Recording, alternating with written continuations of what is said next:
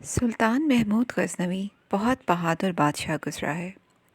بہادری کے علاوہ نیکی اور رحم دلی کی وجہ سے بھی اس کا نام ہمیشہ زندہ رہے گا۔ اس کی عادت تھی کہ بھیس بدل کر رات کے وقت شہر کے گلی کوچوں کا چکر لگایا کرتا تھا تاکہ اسے رعایا کی تکلیفوں کا اندازہ ہو سکے۔ ایک بار وہ رات کو اسی طرح پھرتے پھراتے ایک سنسان اور ویران جگہ پر جا نکلا۔ وہاں اسے 4 آدمی دکھائی دیے جو آپس میں آہستہ آہستہ باتیں کر رہے تھے۔ سلطان نے ان کے قریب جا کر پوچھا، بھائیو، یہاں کیا کر رہے ہو؟ انہوں نے جواب دیا، میاں ہم چور ہیں اور چوری کے متعلق صلاح مشورہ کر رہے ہیں۔ سلطان نے کہا، پھر تو تم میرے ساتھی ہو، مناسب سمجھو تو مجھے بھی اپنے ساتھ شامل کر لو۔ وہ کہنے لگے، میاں ہم کسی کو اپنے ساتھ اس وقت تک شامل نہیں کرتے جب تک اس میں کوئی خاص خوبی نہ ہو۔ تم اپنی خوبی بیان کرو تو ہم فیصلہ کریں گے کہ تمہیں اپنے گروہ میں شامل کریں یا نہیں۔ یہ سن کر سلطان نے کہا، خوبی تو مجھ میں ہے، لیکن اگر تم برا نہ مانو تو پہلے اپنی اپنی خوبیاں بیان کرو، پھر میں بتاؤں گا کہ مجھ میں کیا خوبی ہے۔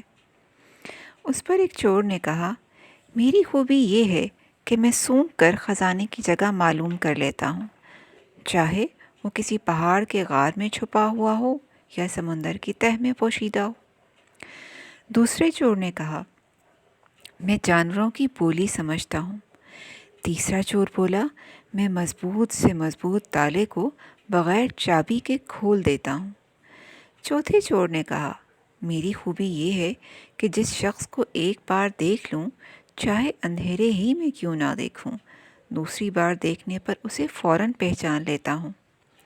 چاروں چور اپنی اپنی خوبیاں بیان کر چکے تو سلطان نے کہا، میری خوبی یہ ہے کہ اگر کوئی مجرم پھانسی کے تختے پر بھی کھڑا ہو اور میں ذرا سا سر ہلا دوں تو وہ فوراً رہا ہو سکتا ہے۔ چاروں چور یہ سن کر حیران بھی ہوئے اور خوش بھی۔ وہ بولے، بھئی تمہارا کمال تو ہم سب سے بڑھ کر ہے۔ اس کے بعد وہ اس رات کی چوری کے متعلق صلاح مشورے کرنے لگے۔ آخر صلاح یہ ٹھہری کہ آج رات شاہی محل میں چوری کی جائے۔ یہ فیصلہ کر کے وہ شاہی محل کی طرف روانہ ہو گئے۔ راستے میں ایک گلی سے گزرے تو کتا بھونکا۔ سلطان نے کہا، یہ کتا کیا کہہ رہا ہے؟ جس چور نے جانوروں کی بولی سمجھنے کا دعویٰ کیا تھا، اس نے جواب دیا، یہ کہہ رہا ہے کہ تم 5 میں سے ایک سلطان ہے۔ سلطان نے حیرانی کا اظہار کرتے ہوئے کہا، بھلا ہم میں سے کون سلطان ہو سکتا ہے؟ چور نے کہا، معلوم نہیں، کتے نے تو بس اتنا ہی کہا تھا۔ بات آئی گئی ہو گئی اور وہ 5 شاہی محل کی طرف بڑھ گئے۔ شاہی محل میں داخل ہونے میں انہیں کوئی دقت پیش نہیں آئی۔ ایک چور نے سونگھ کر خزانے کی جگہ معلوم کی، دوسرے چور نے چابی کے بغیر خزانے کے ایک صندوق کا تالا کھولا جو اشرفیوں اور ہیرے جواہرات سے بھرا ہوا تھا۔ انہوں نے سارا مال سمیٹ لیا، مگر سلطان کے کہنے پر ایک قیمتی ہیرا وہیں صندوق میں پڑا رہنے دیا۔ اس کے بعد وہ جس طرح خاموشی سے محل میں داخل ہوئے تھے اسی طرح باہر نکل آئے۔ باہر نکل کر انہوں نے جنگل کی راہ لی۔ اس جنگل میں ایک غار تھا جو ان چوروں کا ٹھکانہ تھا۔ وہاں پہنچ کر انہوں نے سارا مال 5 حصوں میں برابر تقسیم کیا، اور جب ایک حصہ سلطان کو دینے لگے تو اس نے کہا، دوستو، تم سے مل کر مجھے بہت خوشی ہوئی ہے اور میں اس خوشی میں اپنا حصہ تمہاری نظر کرتا ہوں۔ اس کے بعد سلطان وہاں سے چلا آیا، مگر آنے سے پہلے اس نے باتوں باتوں میں آئندہ ملاقات کے بہانے ان کے نام اور پتے معلوم کر لیے تھے۔ ادھر شاہی محل میں شاہی خزانے کا محافظ جب خزانے والے کمرے میں آیا تو اس نے دیکھا کہ خزانے کا ایک صندوق کھلا ہوا ہے اور اس میں جو اشرفیاں اور جواہرات تھے وہ غائب ہیں، صرف ایک ہیرا پڑا ہے۔ وہ سمجھ گیا کہ چوری ہو گئی ہے۔ اس نے سوچا کہ چور صندوق کا مال جلدی جلدی سمیٹ رہے ہوں گے تو یہ ہیرا ان کے ہاتھ سے گر پڑا ہوگا۔ یہ سوچتے ہوئے اسے خیال آیا کہ کیوں نہ اس ہیرے کو اپنے قبضے میں کر لوں اور اسے بھی چوری کے کھاتے میں ڈال دوں، کسی کو کیا پتہ چلے گا؟ سب یہی سمجھیں گے کہ چور جہاں اور مال لے گئے وہاں یہ ہیرا بھی لے گئے۔ آخر ایسا کون احمق ہوگا جو جان بوجھ کر یہ ہیرا چھوڑ دے گا؟ یہ سوچ کر اس نے ہیرا تو اپنی جیب میں ڈالا اور خود سلطان کی خوابگاہ کی طرف روانہ ہو گیا تاکہ اسے چوری کی اطلاع دے سکے۔ شاہی خوابگاہ میں پہنچ کر اس نے سلطان کو اطلاع دی کہ شاہی خزانے میں چوری ہو گئی ہے اور چور ایک صندوق سے اشرفیاں، سونا، چاندی اور ہیرے جواہرات چرا کر لے گئے ہیں۔ جلدی شہر میں ہر طرف شور مچ گیا۔ صبح ہونے تک بچے بچے کو علم ہو چکا تھا کہ رات شاہی خزانے میں چوری ہو گئی ہے۔ سلطان نے اپنے سپاہیوں کا ایک دستہ چوروں کے ٹھکانے کی طرف روانہ کیا۔ چور رات بھر کے تھکے ماندے آرام کر رہے تھے۔ سپاہیوں نے انہیں مال سمیت گرفتار کر لیا اور باندھ کر شاہی محل میں لے آئے۔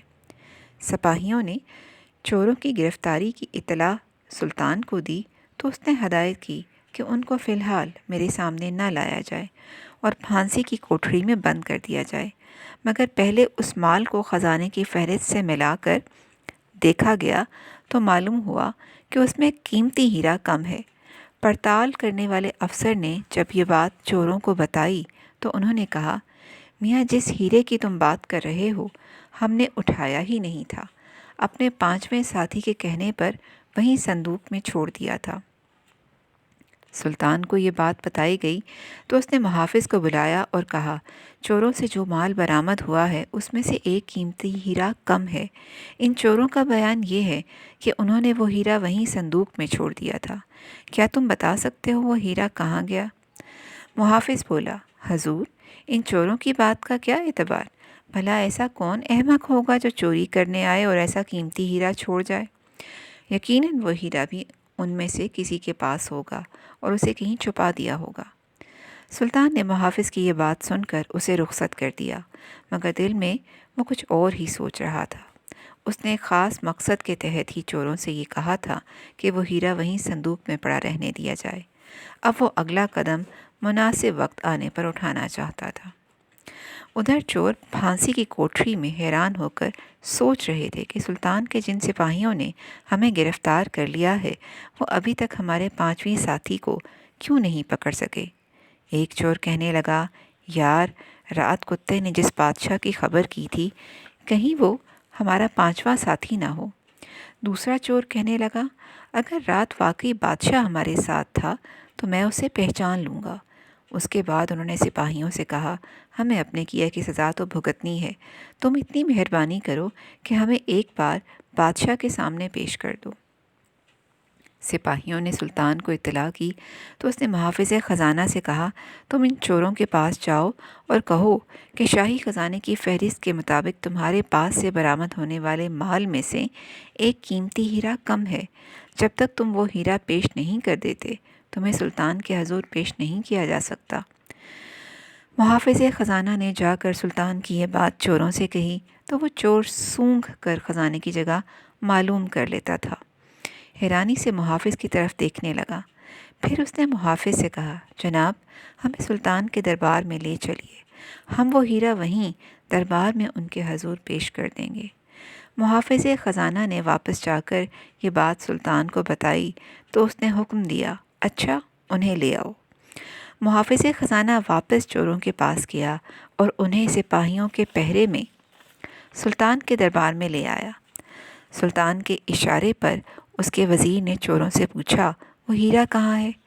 اس پر وہ چور جو سونگ کر خزانے کی جگہ معلوم کر لیتا تھا آگے بڑھا اور سلطان کو آداب کرنے کے بعد بولا، عالی جاں وہ ہیرا اسی دربار میں موجود ہے، مگر اس سے پہلے کہ وہ حضور کی خدمت میں پیش کیا جائے میں یہ درخواست کرتا ہوں کہ ہماری اچھی طرح تلاشی لی جائے تاکہ حضور کو اس بات کا اطمینان ہو جائے کہ ہیرا ہم چاروں میں سے کسی کے پاس نہیں ہے۔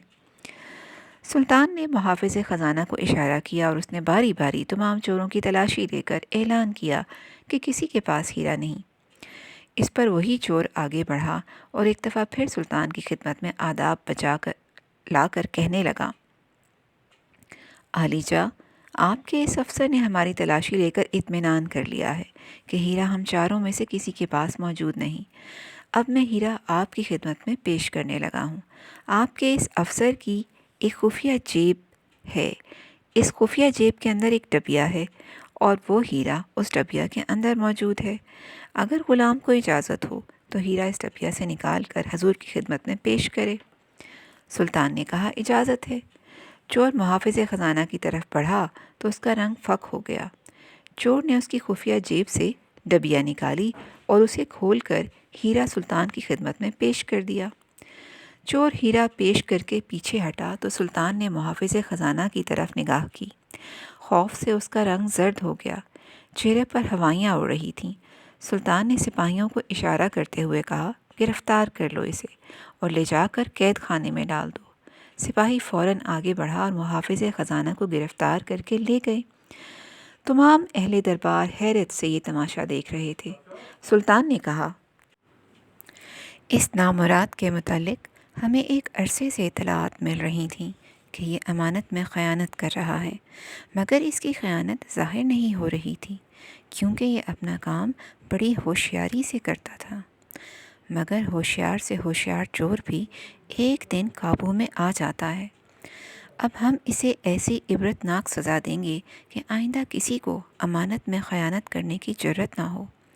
یہ کہہ کر سلطان نے چوروں کی طرف دیکھا اور ابھی کچھ کہنے نہ پایا تھا کہ چوتھا چور جس نے سلطان کو پہچان لیا تھا اس نے آگے بڑھ کر عرض کیا عالی جاں، ہم چاروں کی خوبیاں تو آپ پر ظاہر ہو گئیں، اب آپ کے سر ہلانے کی دیر ہے۔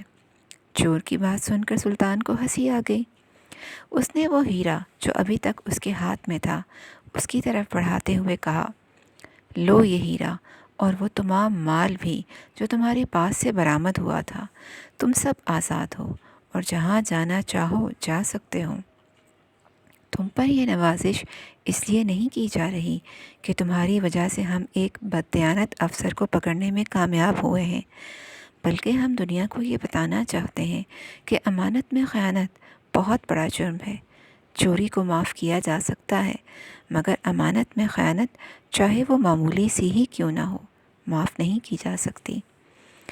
چاروں چور جو اپنے خیال میں اپنی زندگی سے ہاتھ دھو بیٹھے تھے، اشرفیاں اور ہیرے جواہرات سمیت خوش خوش سلطان کو دعائیں دیتے ہوئے دربار سے رخصت ہوئے۔ سلطان کی اس مہربانی نے ان کے دل پر ایسا اثر کیا کہ آئندہ کے لیے انہوں نے چوری سے توبہ کر لی اور باقی ساری زندگی شریف اور نیک انسانوں کی طرح بسر کی۔